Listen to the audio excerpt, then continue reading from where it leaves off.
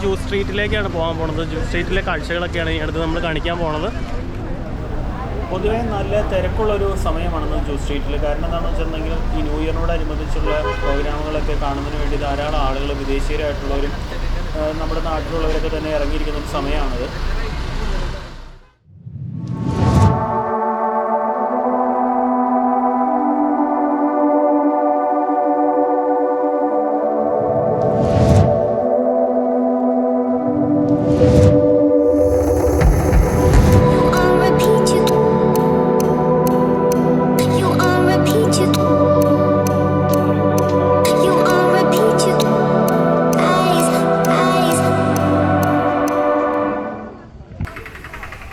ഇപ്പോൾ ജ്യൂസ് സ്ട്രീറ്റിലേക്ക് നമ്മൾ പോണതിന് തൊട്ട് മുമ്പ് തന്നെ ഒരു ടൂറിസ്റ്റ് ബോട്ടിംഗ് സെൻറ്റർ ഉണ്ട്.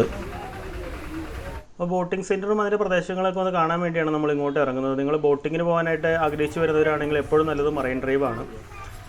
ഇവിടുത്തെ കടകളിലെല്ലാം തന്നെ കരകൗശല വസ്തുക്കൾ ധാരാളം തന്നെയുണ്ട്. കാരണം ഇത് വിദേശികളെ കൂടുതൽ അട്രാക്റ്റ് ചെയ്യുന്നതിന് വേണ്ടി രീതിയിലുള്ള എല്ലാ ഐറ്റങ്ങളും തന്നെ ഇവിടെയുണ്ട്. നമുക്കിതൊക്കെ ഒന്ന് നേരിൽ പോയി കാണാനും മനസ്സിലാക്കാനൊക്കെ വേണ്ടിയാണ് നമ്മൾ ഇങ്ങോട്ട് ഇറങ്ങിയത്.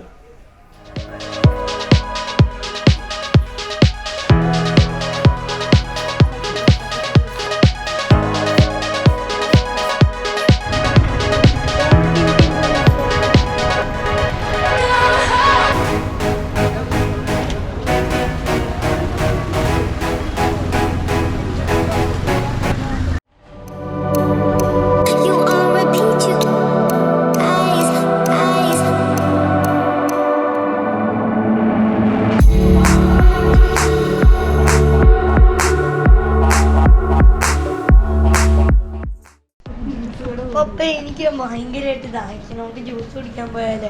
നമുക്ക് ജ്യൂസ് കട ഉണ്ടോ നമുക്ക് നോക്കാം. കുട്ടി, ഇവിടെ ഒരു ജ്യൂസ് കട ഉണ്ടെന്ന് തോന്നട്ടോ. നോക്കാവും ഞാൻ. കുട്ടി ജ്യൂസ് കിട്ടിയോ?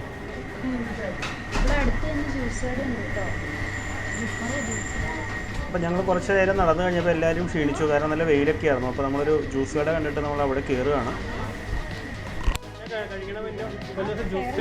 ജ്യൂസ് കിട്ടി അങ്ങനെ അല്ലേ? ഇതെന്താ എന്ത് സോഡ എന്ന് പറഞ്ഞത്? ഗോളി സോഡ കഴിച്ചു നോക്കട്ടെ. എങ്ങനെയുണ്ട്? സിറപ്പോ? ഈ എല്ലാം പൊട്ടിച്ചോ? വേണ്ട, ചേട്ടൻ മതി. അപ്പോൾ ന്യൂസിൽ കാണിക്കടാ, നമ്മുടെ ടേസ്റ്റ് നോക്കട്ടെ. ഇതെങ്ങനെയുണ്ട്? ഇതായിരിക്കും നല്ലത്. അപ്പോൾ ഈ ജ്യൂസ് സ്ട്രീറ്റ് എന്ന് പറഞ്ഞപ്പോൾ കുഞ്ഞൂസൂട്ടി വിചാരിച്ചത് ധാരാളം ജ്യൂസുള്ള ഒരു ഷോപ്പൊക്കെ ഉള്ള സ്ഥലങ്ങളാണെന്ന് വിചാരിച്ചത്. പക്ഷേ ഞങ്ങൾക്ക് ഇപ്പോൾ നല്ല ജ്യൂസൊക്കെ കിട്ടി. ഞങ്ങളൊരു ഗോലി സോഡ കഴിച്ച് ഞങ്ങളിവിടെ പോവുകയാണ്. ഇപ്പോൾ നമ്മൾ ഗോലി സോഡയൊക്കെ കഴിച്ചിട്ട് നടന്നുകൊണ്ടിരിക്കുകയാണ്. ഇപ്പോൾ ഇവിടെ ധാരാളം ആൻറ്റീക്ക് കളക്ഷൻസൊക്കെ ഉള്ള കടകളുണ്ട്. പിന്നെ നമുക്കതൊക്കെ ഒന്ന് കാണാം. പഴയ കളക്ഷനുകളാണ് ഇവിടെ ഏറ്റവും കൂടുതലുള്ളത്. നമ്മുടെ പഴയ ഗ്രാമഫോൺ മുതൽ പഴയ അറബിക്കഥകളിലൊക്കെ കാണുന്ന സാൻഡി ടൈമറൊക്കെ നമുക്കിവിടെ കാണാം. അതിൻ്റെ ചെറിയ മോഡലുകളൊക്കെ തന്നെ ഇവിടെയുണ്ട്. അതുപോലെ പഴയ ടൈപ്പുള്ള ഫോൺ, പല രൂപങ്ങളുടെയും പല വിഗ്രഹങ്ങളുടെയൊക്കെ രൂപങ്ങളും പഴയ കാലങ്ങളിൽ ഉപയോഗിച്ചിരുന്ന ദൂരദർശിനി പല അതിൻ്റെ മോഡലുകളെല്ലാം തന്നെ നമുക്കിവിടെ കാണാൻ പറ്റും.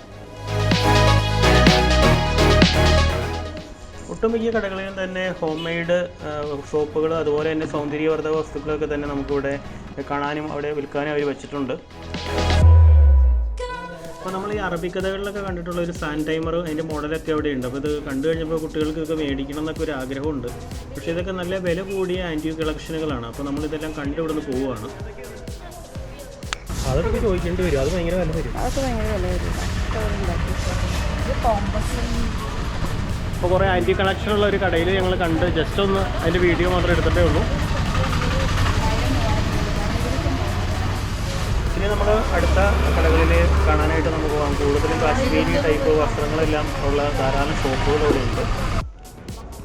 ഇപ്പോൾ നമ്മൾ ഈ കണ്ടത് ഒരു വൈൻ ബാറാണ്. നമ്മൾ ഇതിനകത്തേക്ക് കയറി കഴിഞ്ഞാൽ പെട്ടെന്ന് വിചാരിക്കും വലിയൊരു ടൂറിസ്റ്റ് പ്ലേസ് ആണെന്ന് നമ്മൾ വിചാരിക്കും. നമ്മൾ കുറച്ച് ഭാഗം കയറി കഴിഞ്ഞപ്പോൾ അവിടെ ആൻറ്റിക്ക് കളക്ഷനുകളുള്ള ഷോപ്പുകളുണ്ട്. നമ്മൾ അതിൻ്റെ വൈൻ ബാറിലേക്ക് നമ്മൾ കയറുന്നില്ല. നമ്മൾ അവിടെ നിന്ന് തിരിച്ചു പോരുകയാണ്. കാരണം നല്ല അലങ്കാരപ്പണികളൊക്കെ ചെയ്താണ് ഈ ഹോട്ടൽ ഭംഗിയാക്കിയിരിക്കുന്നത്. അപ്പോൾ നമുക്ക് പെട്ടെന്ന് ഒരു അട്രാക്ഷനുള്ള ഒരു ഏരിയ ആണെന്ന് വിചാരിച്ചാണ് ഞങ്ങൾ ആദ്യം അങ്ങോട്ട് പോയത്. അപ്പോൾ നമുക്ക് തിരിച്ചു പോരാം.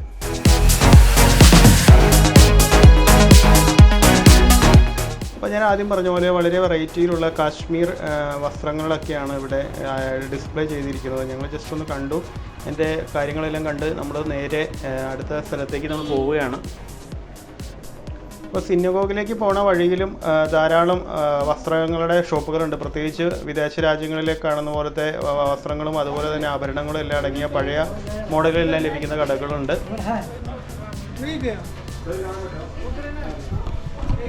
അപ്പോൾ നമ്മൾ സിനഗോഗിൻ്റെ അടുത്തേക്കാണ് പോകുന്നത്. അപ്പോൾ സിനഗോഗിലെ കാഴ്ചകൾ നമുക്ക് നോക്കാം.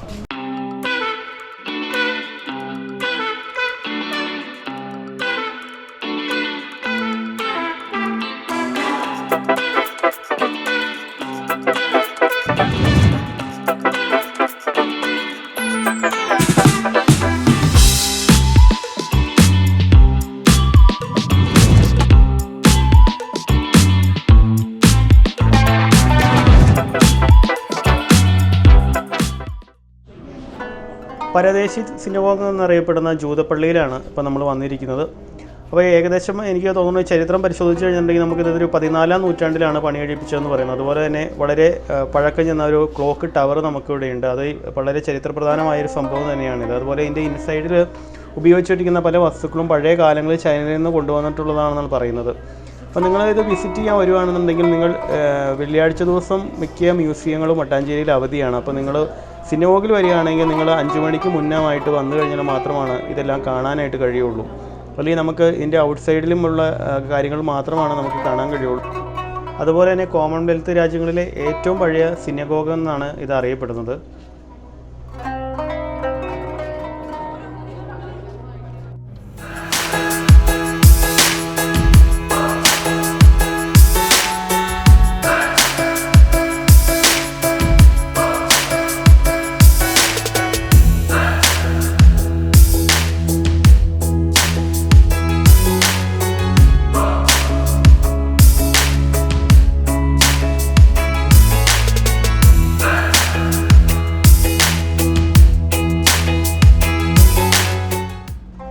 അപ്പോൾ നമ്മൾ ആദ്യം പറഞ്ഞ പോലെ ഏറ്റവും കൂടുതൽ കരകൗശല സാധനങ്ങൾ ഇവിടെ ധാരാളം വിൽക്കപ്പെടുന്നുണ്ട്. അതുപോലെ തന്നെ കരകൗശല വസ്ത്രങ്ങളാണ് ഇവിടെ കൂടുതലും ഉള്ളത്. നമുക്ക് ഇഷ്ടപ്പെട്ട ഡിസൈനും പറഞ്ഞിട്ടുണ്ടെങ്കിൽ അവരത് എംബ്രോയ്ഡറി ചെയ്ത് തരുന്ന ഒരു ഷോപ്പാണിത്. നമ്മൾ അവിടുത്തെ കാഴ്ചകൾ കണ്ട് നമ്മൾ വീണ്ടും മുന്നോട്ട് പോവുകയാണ്.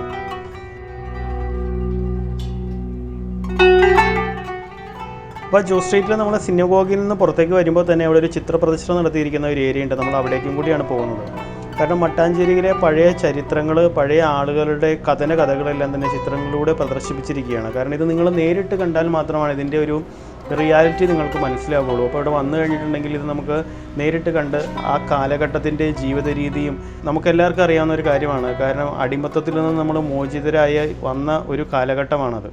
ആ കാലഘട്ടത്തെ അനുസ്മരിപ്പിക്കുന്ന ചിത്രങ്ങളുടെ പ്രദർശനമാണ് ഇവിടെ കാണിച്ചിരിക്കുന്നത്. അപ്പോൾ ഇത് നിങ്ങൾ നേരിൽ കണ്ട് നിങ്ങൾക്ക് മനസ്സിലാക്കുന്നത് പഴയ ആളുകളുടെ ആ ഒരു ബുദ്ധിമുട്ടുകളെല്ലാം ഈ ചിത്രത്തിലൂടെ പ്രദർശനത്തിലൂടെ നമ്മളെ മനസ്സിലാക്കുന്നതിന് വേണ്ടിയാണ് ഇങ്ങനെ ഒരു ചിത്ര പ്രദർശനം നടത്തിയിരിക്കുന്നത്. അതുപോലെ തന്നെ ആദ്യ കാലഘട്ടങ്ങളിൽ ഉപയോഗിച്ചുകൊണ്ടിരിക്കുന്ന ക്യാമറ, അതുപോലെ തന്നെ പഴയ വസ്തുക്കളെല്ലാം തന്നെ ഇവിടെ ഒരു പ്രദർശനത്തിന് വെച്ചിട്ടുണ്ട്. ഇതെല്ലാം നമുക്ക് നേരിൽ കണ്ട് മനസ്സിലാക്കാവുന്ന കാര്യങ്ങളാണ്.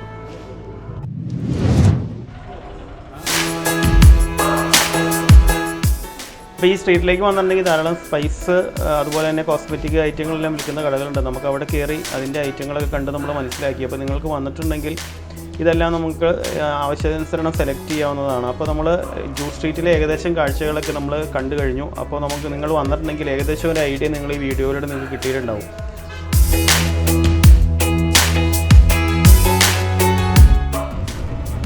അപ്പോൾ നമ്മൾ ജൂ സ്ട്രീറ്റിലെ കാഴ്ചകൾ കഴിഞ്ഞു. നമ്മളിപ്പോൾ അടുത്ത സ്ഥലത്തേക്ക് നമ്മൾ പോവുകയാണ്. അപ്പോൾ ജൂ ടൗണിലെ വിശേഷങ്ങളാണ് നമ്മൾ ഈ വീഡിയോയിൽ കാണിച്ചത്. അപ്പോൾ നിങ്ങൾ തീർച്ചയായിട്ടും സപ്പോർട്ട് ചെയ്യുക. നിങ്ങൾ ഈ വീഡിയോ കണ്ടിട്ട് നിങ്ങളുടെ അഭിപ്രായങ്ങൾ നിങ്ങൾ കമൻറ്റ് ചെയ്യുക. സബ്സ്ക്രൈബ് ചെയ്യാത്തവർ സബ്സ്ക്രൈബ് ചെയ്ത് സപ്പോർട്ട് ചെയ്യുക. അപ്പോൾ മറ്റൊരു വീഡിയോയുമായി കാണുന്നവരെ ബൈ.